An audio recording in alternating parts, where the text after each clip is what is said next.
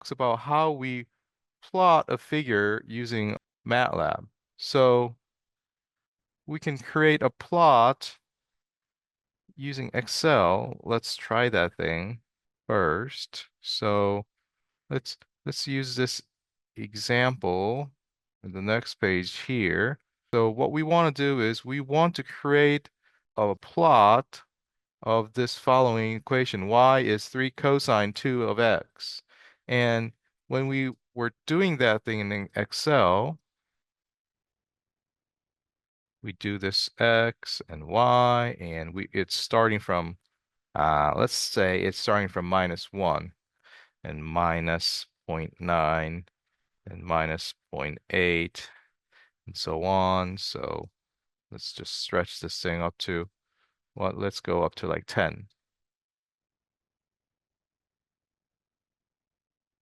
Like that. So we have a bunch of these x values, and we're going to find the corresponding y, which was 3 times cosine of x times 2. Is that right? 3 cosine 2x, right? Yes. So we get this thing, and then we just copy and paste it down here to find another column, right? And all we had to do was select all these things, go down to the last, and go insert, and create a scatter plot, something like this, right? And it displays the horizontal axis, which is the x from -1 up to 10, and vertical is your cosine value, right?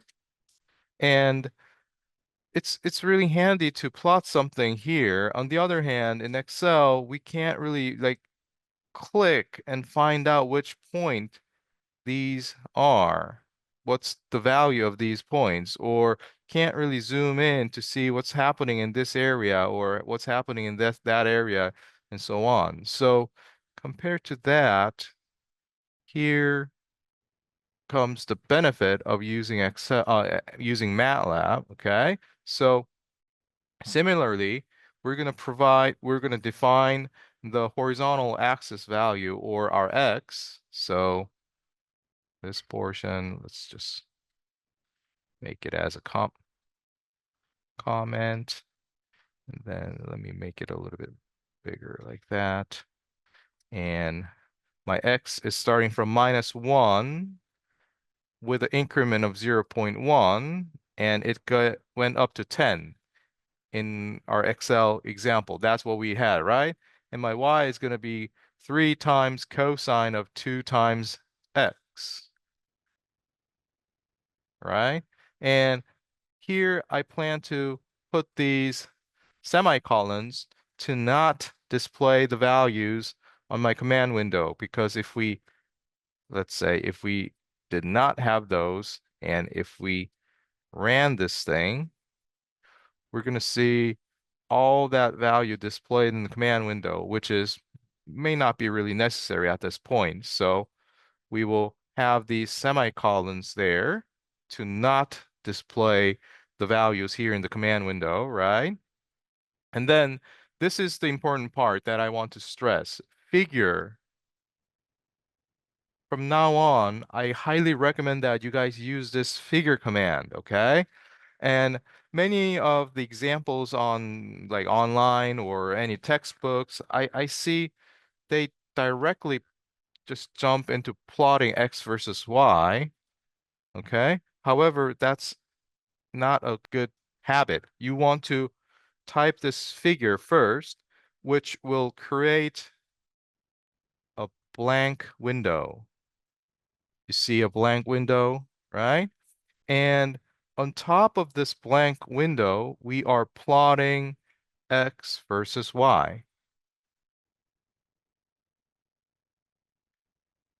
And then we will see that graph showing up here. My laptop is super slow. Oh, please. Yes. Okay. So horizontal axis, we can provide the labels by having x label, and this, let's call it, I don't know, time, and y label. We will call it um, cosine something. Okay. And here you are typing this time here between these apostrophes. Okay. If you type in like that, then it will give us an error. By having these apostrophes there, it makes this thing as a character. Okay. So that character will be displayed over there. So if I run these two, then on the horizontal axis, you see this time, and on vertical, you see this cosine. Okay.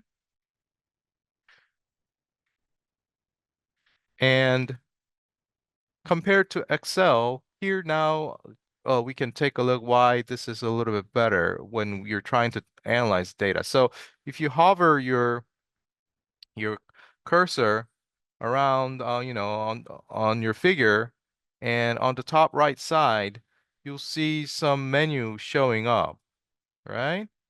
And if you like these are very intuitive. You once you click this thing, you can click and then it will zoom in like that, or you can select the area and it will zoom in the area that you selected like this. Okay? And if you double click, it just goes back to this original, ratio. All right?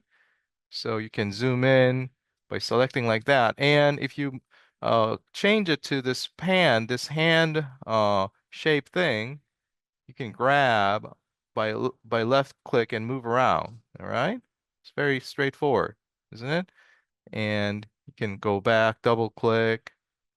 All right? And let's just zoom in again. Let me zoom in here and let me drag it down a little bit. And if you select this data tips, now you can click on top of this figure and then it will show the value of your data points. So the tip here is the horizontal axis value is 6.3 and the corresponding y is 2.9983, just like that. And in case you want to have multiple of these data tips, you can press Alt key and then click. Alt, click. Alt, click. Just like that. Then you can have multiple data tips. And of course, and you can move this thing around by clicking and dragging around. Or if you want to check another data point, you can just select this data tip and move around by dragging. Okay, so you can you can actually check and analyze the data a little bit better compared to Excel. All right. And say you don't like this data tip, then you can just click and delete. Then it goes away. All right. So many things are very straightforward here. Excuse me. And we can zoom out again, just like this.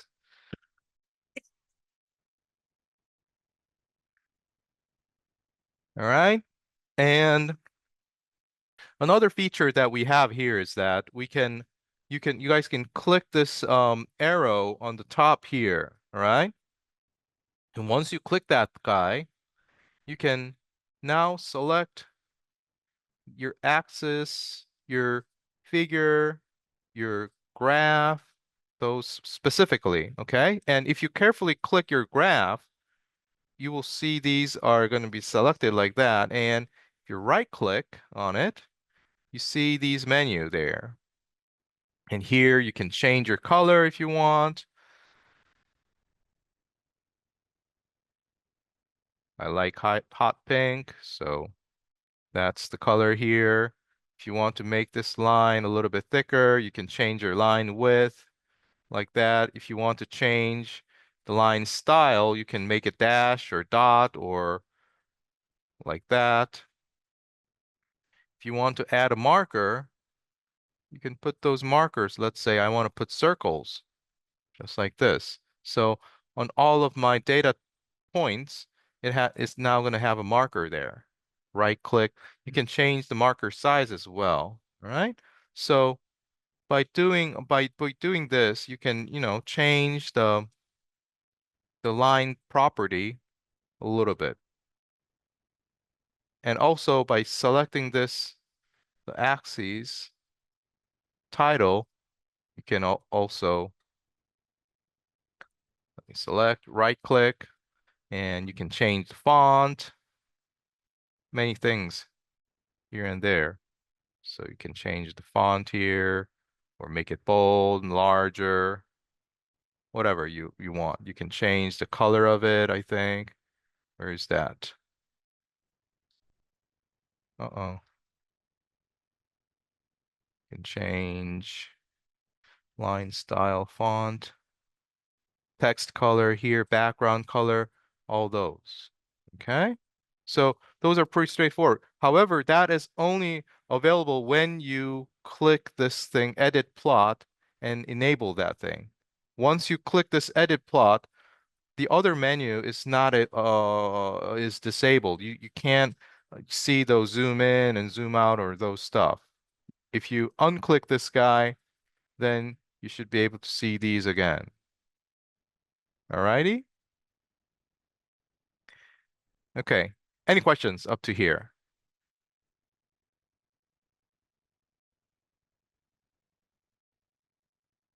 And if we go back to this, the commands we had down here, the reason why I stress that I highly recommend that you guys using this figure command is because let's say we had another variable down here. It's not just the y. I want to create the z as well. And z is just creating whatever, like 5 times x minus 2. Let's say that was my z. Okay?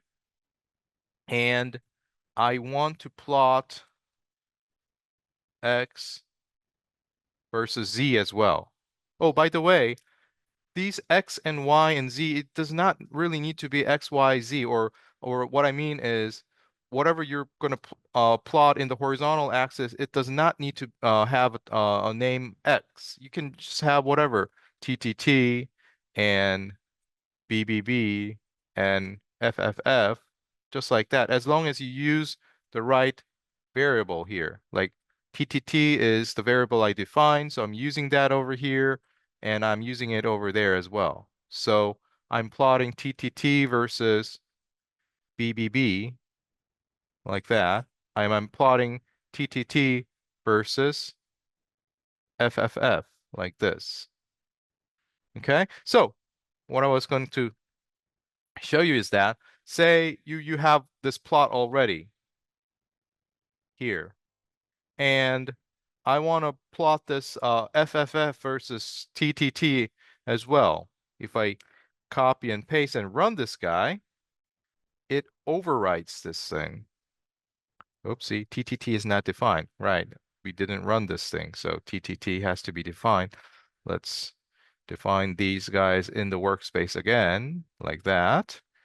And let's plot this one here. So you have a figure already plotted, and if you plot that thing, that's gone. You just overwrite. So overwriting is done by default here. So in case you want to have two separate figures, what you have to do is you open a blank figure, and then on top of it, you're plotting it. So first, you have a blank figure,